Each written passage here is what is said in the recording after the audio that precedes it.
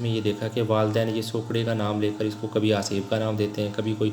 जिन का चक्कर चला देते हैं, जिसकी वजह से मुख्तलिफ़ जगहों के ऊपर, दरबारों के ऊपर जाना शुरू कर देते हैं और उसकी वजह से इलाज करवाते रहते हैं। अल्टीमेटली हमारे पास वो बच्चा इंतहाई जो है ना वो बुरी हालात में हॉस्पिटल में जो है ना वो जब भी आता है तो प्रेजेंट करता है, मुख्तलिफ़ कॉम्प्लिकेशन का शिकार होता है और सोकड़ेपन की वजह से पूरा उसके जिस्म का जो हिस्सा है, जिस्म की जो है वो पूरा सिस्टम जो है ना वो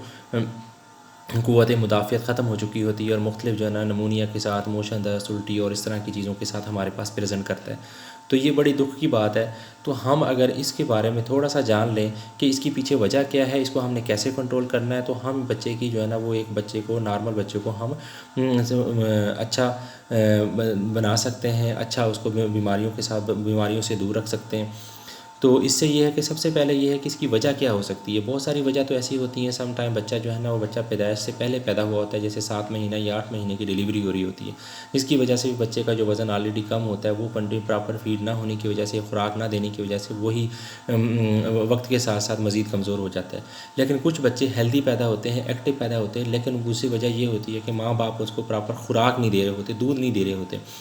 उसमें या तो वालिदैन जो है, माँ जो है वो जॉब होल्डर होती है, नौकरी कर रही होती है, जिसकी वजह से अपना फीड नहीं करवा सकती, तो उससे ये है कि डब्बों का सहारा लिया जाता है या गाय भैंस बकरी का दूध दिया जाता है और उसमें भी पानी डाल के मैक्सिमम पानी डाला जाता है। और अक्सर हमारे पास वालिदैन आते हैं, वो ये कहते हैं कि हमने इसमें एक हिस्सा पानी डालते हैं और एक हिस्सा दूध डालते हैं और 2 हिस्से पानी डाल के। इसका मतलब ये है कि बच्चे को हम पानी प्रॉपर वो खुराक जो उसको एनर्जी चाहिए होती है, पर औंस जो एनर्जी हमें चाहिए होती है बच्चे में, वो हम दे ही नहीं पा रहे होते। पानी एक्सेस डालने की वजह से, ज़्यादा डालने की वजह से ओवर डाइल्यूटेड मिल्क हम उसको दे रहे होते हैं, जिसकी वजह से उसको प्रॉपर एनर्जी नहीं मिलती और वक्त के साथ साथ बच्चा जो है अपना वज़न कम करना शुरू कर देता है, उसके जो गोश्त है वो झड़ना शुरू हो जाता है, उसके अंदर जो फ़ैट है वो कम होना शुरू हो जाता है।